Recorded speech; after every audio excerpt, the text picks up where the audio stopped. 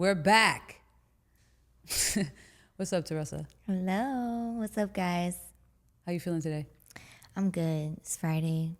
Friday, the 13th at that. Just left the gym. You've been working. Did you go get your Chipotle for having the It was tattoos today. or the swaley thing? You know, they shot a video over there while that one that we go to. Oh, the mannequin challenge? Yeah. I think I saw it That too. was hilarious. I kind of would have been tight if I went in at that time because it would have been mad packed. Yeah. But yo, we're back at it. Looks like the internet is really enjoying the first segment. You know, there's like some really good clips you've been putting out.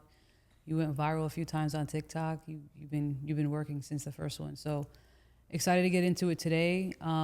First of all, let's just preface. Let's jump right into it. When it comes to how you've like maneuvered when moving to Miami, what do you think is like the number one challenge? Probably, being around so many different kinds of people, so many different personalities, so many different cultures.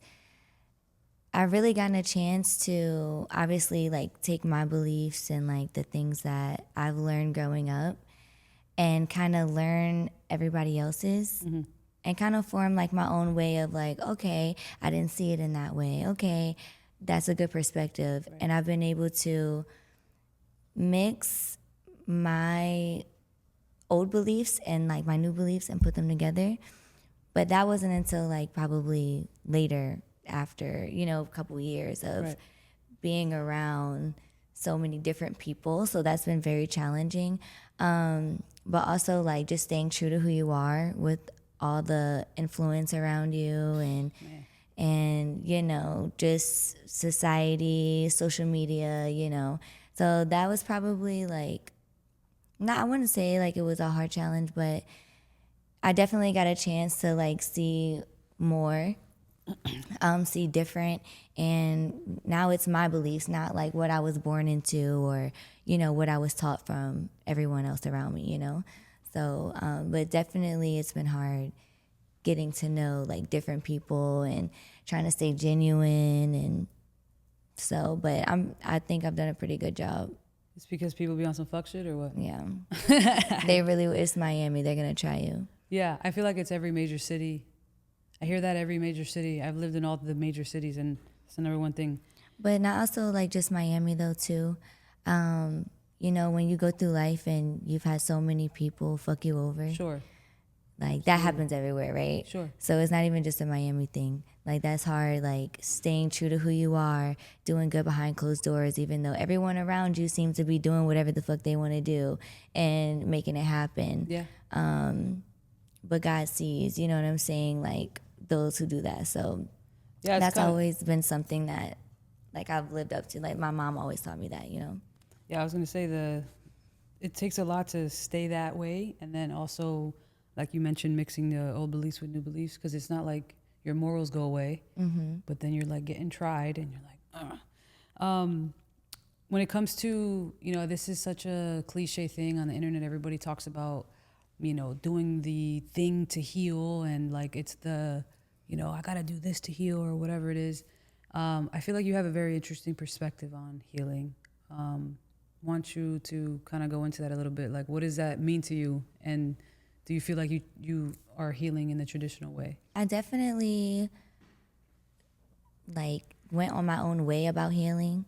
When everybody thinks that like therapy is the only way to heal. Right. Some people aren't ready for therapy. Like some talk therapy. Yeah, like some people are triggered by therapy. So for me, for example, when I was 11 years old, my grandfather molested me, and I went through court and went through all this stuff, and in order for me to like go through court to show them like that this really happened, like 11-year-old girls gonna like lie about that. Right. But I was forced to go to therapy.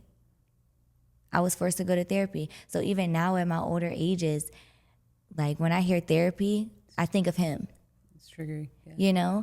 And like even if I don't act on it in that moment, or if I don't say anything, a lot of people don't know or notice, you know what I'm saying? Right. But that's what I think about. So when I realized that I even needed to heal, period, I'm like, okay, Teresa, what is going to help you be happy? What are the things that make you happy, right? So I would get up in the morning. Like I said in my last interview, like I lived in a hotel for 5 months and then I got my first apartment. I still didn't have furniture until 6 months later. So when I did get my furniture, so I got a pink couch. Pink is my favorite color. And I don't really know where I got this from, I'm not gonna lie, but it healed me. It's like whatever heals you, what heals me is not gonna heal you. Right. But to me, seeing like my favorite colors, hearing my favorite songs, just reminiscing in my phone on with pictures. That was helpful for you. That And you is were in all your own- healing and to you were in me. your own space. So I got my furniture, I had my pink couch, I had like pink everything, you know what I'm saying? So I would wake up and as soon as I would step out of my room, you know, I see palm trees and my pink couch. Yep. And that was just good energy, period, you know? That's huge. Also, focusing on things that you're insecure about, the things that you lack in. So, for reading, for example, I thought to myself, like, when was the last time I read a book? And it was since college. You know what I'm saying? I'm 29 now. That's 10 years ago. Shit. So I'm like, okay, why don't I read? What are the things that like I was insecure about? I'm sure everybody experiences reading and then not knowing what you're reading and then you have to go back. I would literally tell myself like read for 20 minutes a day. And even if I have to go back to where I remember and read again, Yeah. I'm the only one here right now. Right. It's all good. Right. Nobody's watching how long it's taking you to read that Exactly. page. Exactly. You know what I mean? Like, so You can I read would, out loud. It's all good. yeah. So it's like I would go back and like, and now I'm a better reader. I'm more confident, and you know, I've always known You how to. getting the highlighter and everything. Yes, I have my different color pens. I'm a pensman. Is that what they call it? A pensman? It's like when like, you know, we have all technology now, Pen but like you connoisseur. choose to like You have good penmanship. Yes. There Yeah, you yeah, go. yeah, Something yeah. like that. You do have good So penmanship, yeah. like I love writing stuff down. That's how I remember things. That's huge. That's literally big. That's like Yeah. scientifically proven that we remember more of what we actually write down. But just for you personally, if it's typing it down in your notes or if it's whatever.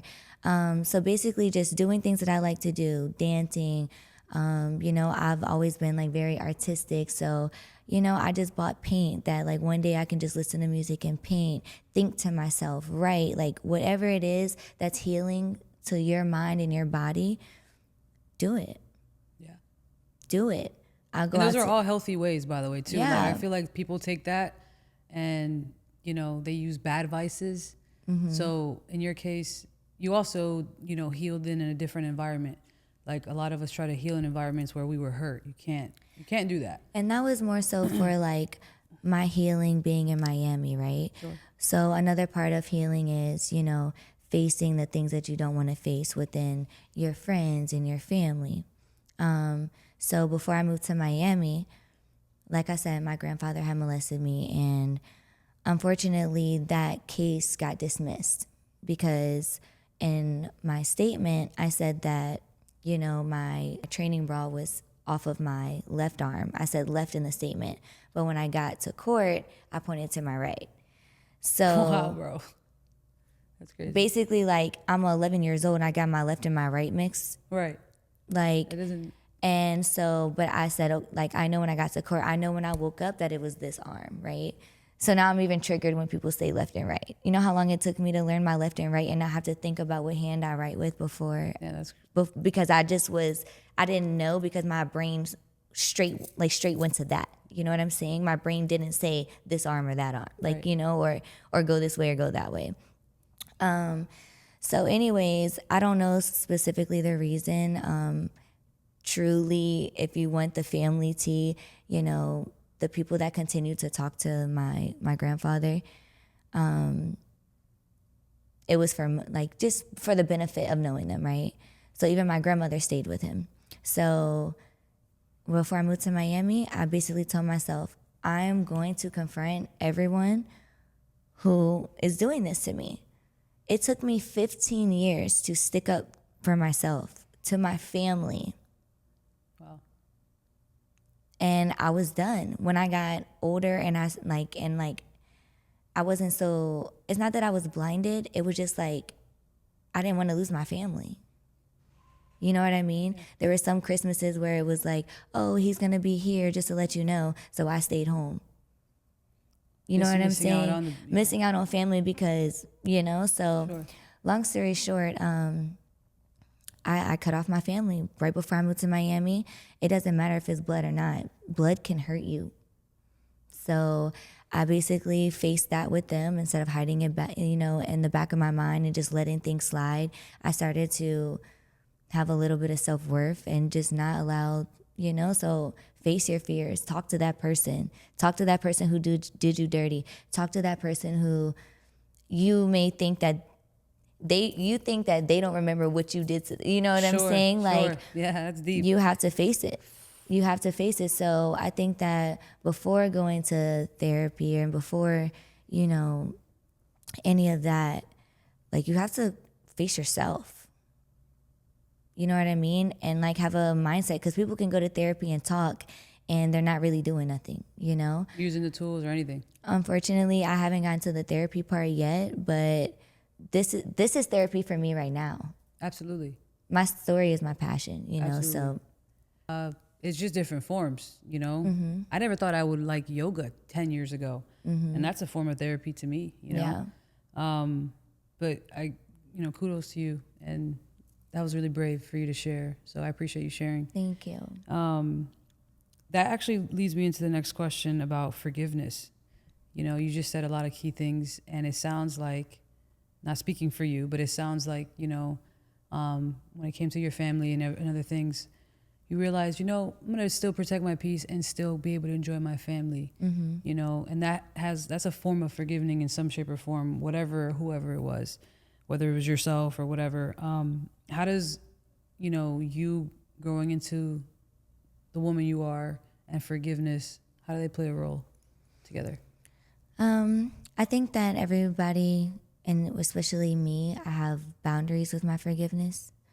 Some things I will forgive, some things I will not. Mainly the things that I will not is because of my beliefs. Sure. You feel me? Yeah. Deal breakers, we all have that. Yeah. There's some people that I have forgiven. There's some people that I thought I had forgiven. And like, it wasn't until like an incident came up and I'm like, I'm being selfish. I don't really give a fuck, because at the end of the day, you did it. You know what I'm saying? That's not really forgiveness. You were aware enough to say that though, so that's good. Yeah. And I had to, obviously I didn't know it in that moment, right? It's hard, man. Like, there are even things to this day that I lack in, like knowledge, you know, certain things that I feel like as a 29, almost 30-year-old that I should already know. Sure. So sometimes when things are hard in my personal life, like today, I'm like, damn, like I should have, like, if I would have had this, or if I would have had my parents, or if I would have, you know. So I think a lot of times I get frustrated because I just feel like I could be way further. But like I said in my last interview, like, maybe I wasn't ready, you know, maybe I wasn't whatever, but I don't know. It's just, I'm trying to forgive every day. But really the only thing right now is for me to better it, and it's in my hands now. Yeah. So like, for example, you know, my dad just came home last year, and there's a lot of things that I was scared of. You know, I know who my dad was over the phone, locked up for 20 years, but I didn't, he's home now, you know? I know the stories of the things that he did back in the past, but did he do that because of the drugs, or was that really him, you know? Yeah. So now I'm just observing. Now all I can do is observe. Yeah, that's pretty deep. You know, and at the end of the day, I'm going to love my dad. I only have one. Yeah. And I've already forgiven him for the things that he's done. But I still have to get to know who he is. Yeah. And that's like my biggest thing is I have to forgive to see the real him now. You know? Yep. And so otherwise for just basically everybody in my family, the more that I learn, for example, with my mom's mom, who is the woman who is still with my grandfather, right? my mom is a certain way, and sometimes like I'm lenient towards her because I know who raised her. Yeah. Sometimes it's not their faults. Sometimes it's how they grew up. They didn't know better. So there's just so many different dynamics and like ways to look at things. But you have to ask yourself what it is that you want, what it is that, what are your boundaries, and what you can forgive and what you cannot forgive. And even if it's blood and you can't forgive them, that's okay. Because your peace is more important. Because your peace, you have to choose your peace every day. At the end of the day, what did I say in the last one? You got to choose you. Ain't nobody going to choose you the way that you choose you. I cannot say that enough. And I'm super blessed for having the mindset and being able to like recognize these things. And I haven't even been to therapy yet. You know, I can't wait to see the woman that I'll be after that. So I'm excited. I'm excited for you. It's nice to see. Like, I think it's like so cool when, you know, you can. It's like watching a social media video, like a video on the internet, when it's like no, like the one from earlier that the girl. We'll throw it in here maybe. The girl was like, "I'm going to the gym because I like to look organic." She's in the car. You feel me? It got mad viewership.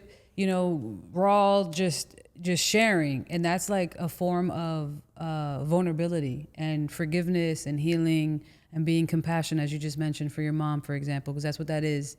Those are all forms of that, and people really appreciate seeing it. Like, I saw a lot of the feedback that you were getting from some of the clips, you know, for people like appreciative of you sharing. You know, we went to your hometown recently, and people like were stopping you like, yo, congrats, like, thank you for sharing. Like, that was really cool to see, and I'm pretty sure that confirmed for you that you should continue to share, you know? Yeah, one of my favorite compliments is like when people hear my story that like, they're like, I never thought that you would ever have gone through something like that, you know? And they say like the people who smile the most have been through the most. And I only believe it because like that's deep. how I am, you It's know? so real. And at one point in my life, I just had to like decide like, do you want to be angry? Do you want to be bitter? What is that going to do? Kind of thing. And I just had to like, you literally just have to choose that you want happiness. Amen. I think a lot of people see this next part we're going to talk about really different. And this is something else that I also think is interesting about you. How do you view survival mode, and like how have you like shifted your mindset when it comes to that? Honestly, I've been in survival mode at every angle you can think of, whether it was work, whether it was relationships, you know. Now I've just set myself up to a position where I know that I can do so many things, and now I want to think smarter and not work harder. And that's one of the things that I that I was talking about when I said, you know, I didn't learn a lot growing up. So now I'm like catching up. Yeah. I'm catching up on basics, Sure. you know, as an adult. And it truly takes time. And so like, I'm just at a point where like, I trust myself. I'm trying to remember that in relationships, not everyone else is like out to attack me. Right. Real. When we're used to one thing and you get it, but that's not the same type of people. That's not the same atmosphere you're around. That's not, you have to remember that, you know, not everybody is out to get you, you know? And so I'm still in survival mode, I ain't gonna lie. Like, I'm always nervous about losing what I got. I'm always nervous about just everything, you know, but it keeps me on my toes. So I think you're really good at shifting the, I wouldn't say, I mean, you said it how you say it, but I feel like it's just more like, 'cause you work really hard for what we have, you know? That's kind of like, I've turned so many different small, some lucky investments to really, really big ones. And I'll like, all right, we're just going to put that to the side because we worked really hard with a little bit, you know? And so I don't think that's necessarily bad. It's you know, it's to keep yourself accountable. And like you just said, keep you on your toes. So in a way, you're using it in a positive way. You went into a lot of deep deep things today that I feel like the audience is really going to appreciate. Before we kind of wrap, is there anything you want to like go into that we didn't really go into? Like I said in my last interview, just take your time. You know, like I want to sit here and I want to tell my story, and I have so much more to share. I just don't know how to get into every single thing. But the main point in me doing this and sharing my story is to be an inspiration to other people. Like she said, I got a lot of good feedback with my last interview. People telling me they really needed to hear this right now, and that it gives me life, you know. And whatever my purpose is here, I just want to be able to say that like I inspired somebody and motivated somebody in the best way. And really, that's really what I want my purpose to be. So I appreciate this. Yeah, absolutely. Did well as always. Wait a second. Hold on. We're going to use this little part to talk about your social media and TikTok and pretty much your goal here. And if you don't have it fully thought out, no problem. But, you know, it sounds like you started to really make some waves, and you're kind of building a community around it. There's people looking for your content. Is there anything that you want them to know as far as like, you know, supporting what you're trying to do, or, you know, any goals? Really, I'm not, I'm going to be real. And that's one thing I'm always going to be. I'm not going to sit here and flex like, know what I'm doing. But yes, I get a lot of feedback and activity on my social media accounts.